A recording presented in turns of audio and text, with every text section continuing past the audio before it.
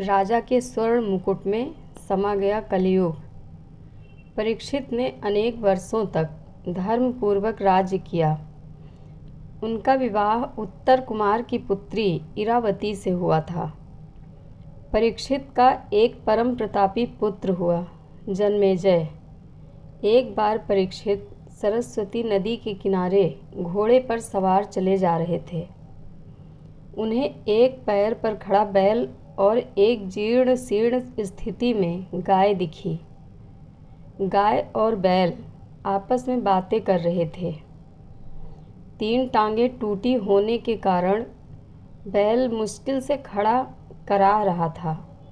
उसने परेशान हाल गाय को देखा तो बात शुरू की।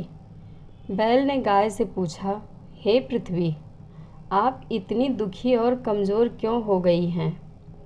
क्या दुष्ट आपको सता रहा है या फिर श्री कृष्ण के अपने धाम चले जाने से, धर्म के कमज़ोर पड़ने से दुखी हैं? गाय ने कहा, धर्मदेव, जब श्री कृष्ण थे तब उन्होंने आपका उत्थान किया, अन्याय और अधर्म का नाश किया, परंतु अब कली के प्रभाव से धर्म का ह्रास हो रहा है। प्रभु कृपा से सतयुग में तुम तब पवित्रता, दया और सत्य इन चारों चरणों से युक्त थे। त्रेता में केवल 3 चरण रह गए और द्वापर में बस 2।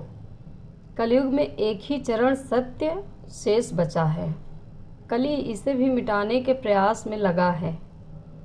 मैं इसलिए बहुत दुखी हूँ कि अब मेरे ऊपर ऐसे अधर्मियों का वास होगा जो ईश्वर को नहीं स्वीकारेंगे और कहेंगे कि पृथ्वी पदार्थों से बनी एक पिंड भर है। श्री कृष्ण ने पापियों का संहार कराकर मेरा जो बोझ कम किया था वह फिर से बढ़ रहा है। कलयुग के प्रभाव से पापियों का बोलबाला होने वाला है। मैं इससे दुखी हूँ।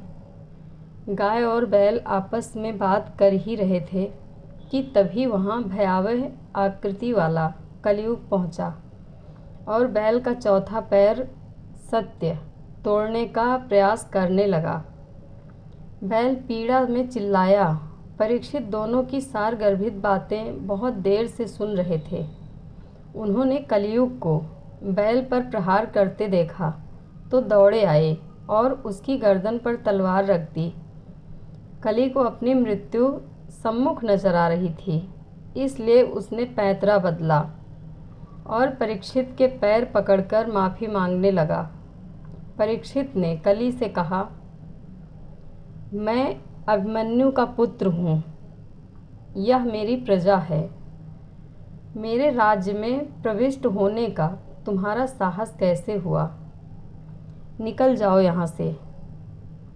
कली ने कहा, सारी पृथ्वी पर आपका ही तो राज्य है, मैं कहाँ जाऊँगा?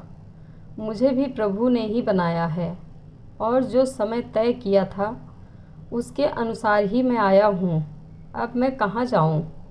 आप राजा हैं, मैं प्रभु द्वारा रचित आपकी प्रजा हूँ, इसलिए आपका धर्म है कि आप मेरे लिए रहने के उचित स्थान का निर्धारण करें। परीक्षित ने विचार कर कहा, तुम्हारा वास वहाँ होगा जहाँ ईश्वर का नाम भुलाया जा चुका हो। तुम जुए, शराब, काम वासना, हिंसा, असत्य और निर्दयता में निवास करो। कली ने कहा, महाराज, मुझे एक ऐसा स्थान बताएं जहाँ ये सब साथ हों, मैं वहीं चला जाऊँगा। परीक्षित ने कहा, स्वर्ण में यह सब है, इसलिए तुम स्वर्ण में रह सकते हो। परीक्षित की आज्ञा से कलयुग ने तत्काल स्वर्ण में अपना घर जमाया। परीक्षित का मुकुट भी स्वर्ण का था। कलयुग के प्रवेश करने से उनका मस्तक कली के प्रभाव से प्रभावित हो गया।